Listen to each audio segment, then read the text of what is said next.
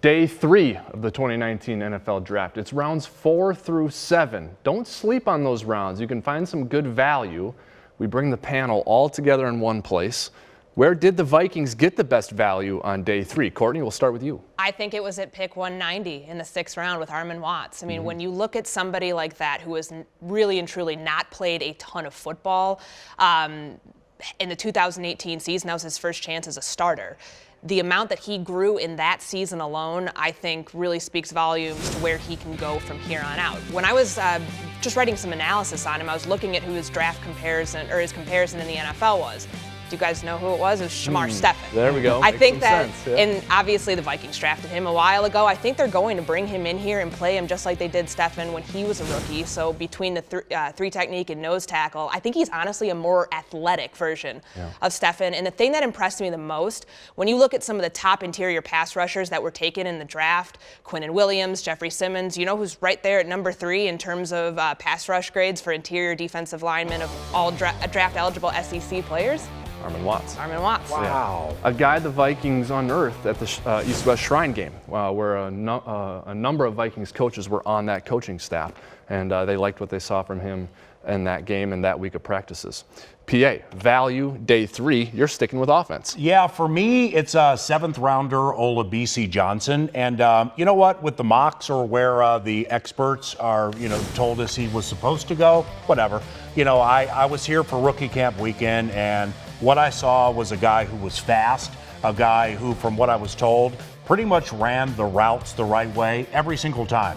And, with rookie camp, because there's no contact and it's all new and you're not going against veterans, for me, the biggest thing to accomplish is the scholar of the game aspect of it. If they tell you to do it this way, do it that way. And from what I understand, Olabisi Johnson did it incredibly well.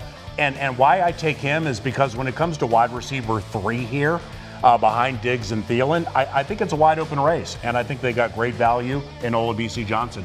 If I know Vikings Radio Network analyst Pete Bercich, like I think we know him, he's going to choose a linebacker for best value on Day 3. Am I right?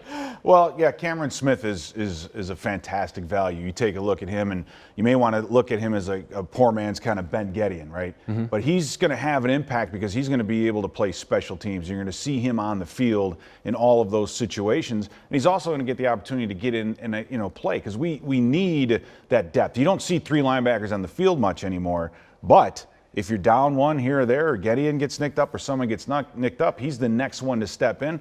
I think he's going to need to use his intelligence and his fundamental skills to get him onto the field and make up for maybe being a step slower than some of the other starting linebackers. However, where you're going to worry about him is in one-on-one pass coverages, and offenses today have the ability to isolate linebackers one-on-one. And for our guys like Kendricks and Barr, they're up to the task. We'll have to see if this young man's up to the task as well. A lot of experience for Cameron Smith. It wouldn't surprise me if he can impact from day 1, maybe on special teams. But when we think about immediate impact players from this draft class, there might be some options that we can consider. Courtney, anyone stand out to you particularly as a candidate for a day 1 impact? You know what stood out to me about what Pete said about Alexander Mattison is just Dalvin Cook's durability issues. That a guy like Mattison, who is coming here to replace Latavius Murray, might get a lot of run early in the season. Just so you have to be careful with Dalvin Cook. And I really truly think this is a 2-back league. And I remember asking Dalvin about this earlier in the offseason, and he said you want that secondary guy to have some of the complementary skills of the number 1 running back, but you also want him to do something kind of totally different. And that's what you have in a between the tackles type guy, big physical back. I think that you can have a nice 1-2 punch here and also incorporate that into whoever's going to be that change of pace back with the number 3. Paul? For me, it would be it's Garrett Bradbury. Yeah. I mean, there are several that I believe will make impact in 2019.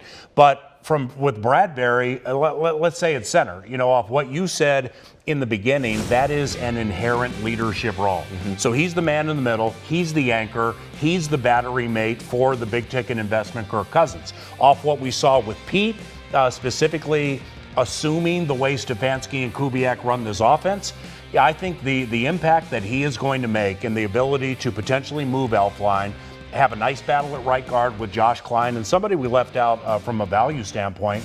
Honestly, I think Dru Samia in the 4th round was terrific value. He's going to battle for a spot. So, I think the absolute obvious and right answer is Garrett Bradbury. Yeah. Anyone for you, Pete, stands out as a guy who can impact year one, maybe someone in the passing game, maybe someone who you played with their dad? I'm going to stick with Irv Smith Jr. I think his impact can be immediate. And I remember back when I was coaching, we played a guy named Shockey. Remember him from the New York Giants? Jeremy Shockey. And they would come out there and they'd put 2 tight ends in the game, but they would use him flexed out as a wide receiver. They would put 2 tight ends on the line and still throw the football to him, and they could run because he could block. Irv Smith Jr., he may not hang his hat on the blocking end of it, but he does work hard. He does get after guys, and just that and that zone running game might be enough.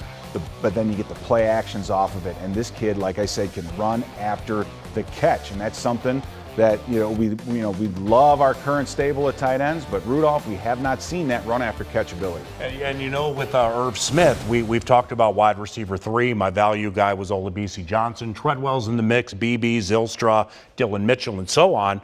But with Irv Smith, that and Kyle Rudolph, of course, that eases the desire or the need to absolutely have a wide receiver jump up and kind of jump out of his skin. Irv Smith can almost be wide receiver 3 or 4, right? Yeah, absolutely. And that's the game that you can play with the personnel. So the coaches are going to have that flexibility to put 2 tight ends in, put them on either side, and then run that zone left and right. And then just all you got to do is flex a guy out. And you can do your 3-wide passing game, your 2-minute offense, or your 3-wide passing game out of that same personnel group. So we see so much more nickel and substitution defenses with an extra DB. You throw that extra, you can do run pass option. See the extra DB, run the ball, run the cutback to the defensive back. If you got 3 linebackers in there, I think Irv Smith Jr. matches up very well against any linebacker in the NFL in one-on-one pass coverage. Love it. All right, the next step for these rookies, they get incorporated into the Vikings offseason program. So they're going to be out on the field working and practicing against the Vikings veterans. So when we consider that, matchups to watch for these rookies going against the veterans.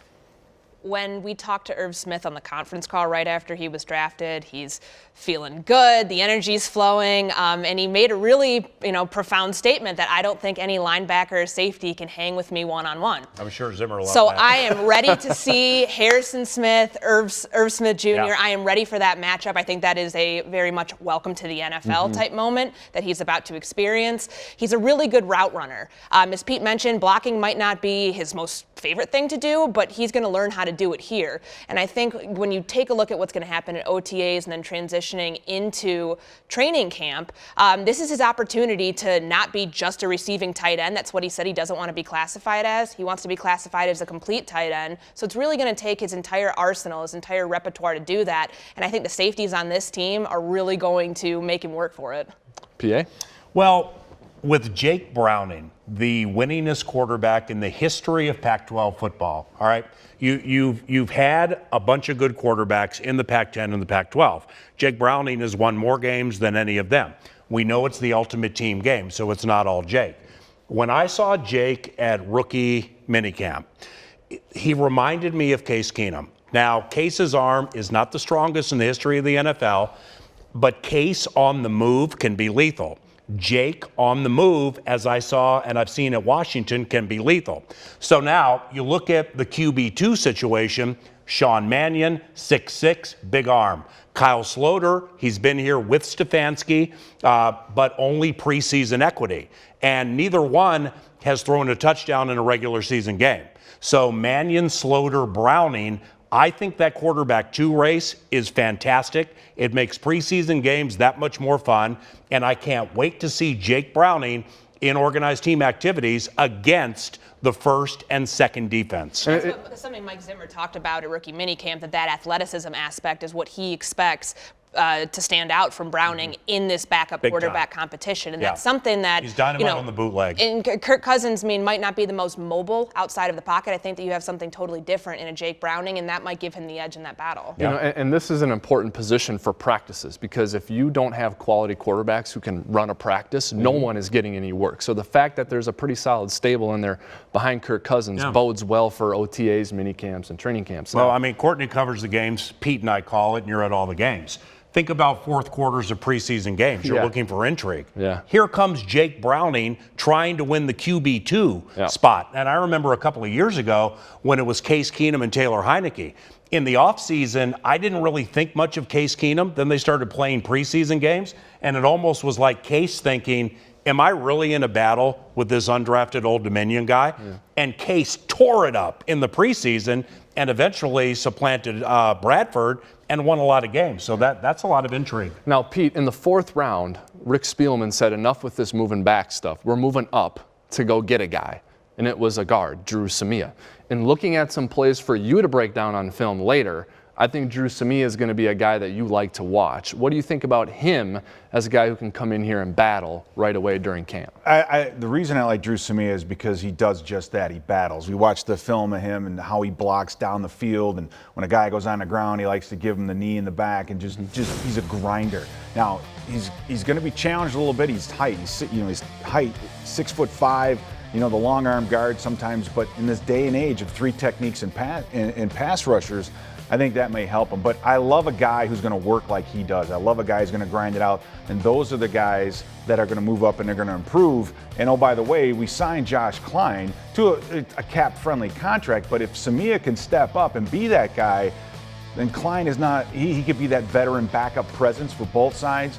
Or if the cap gets too tight, you have an option there to release him and free up some money. But Courtney and Pete, one thing that I think hurts Samia and those of his ilk on defensive and offensive lines, with the way things are constructed rules-wise in the NFL, no contact at rookie minicamp, no contact at organized team activities or minicamp.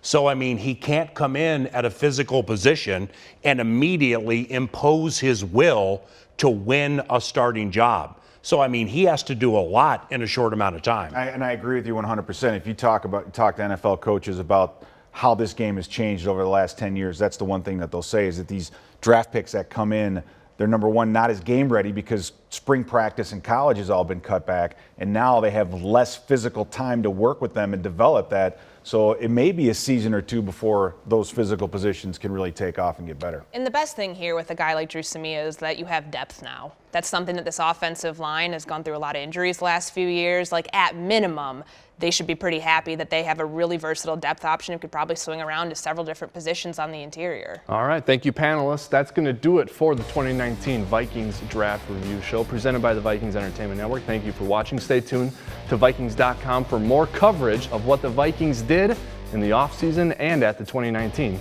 NFL Draft.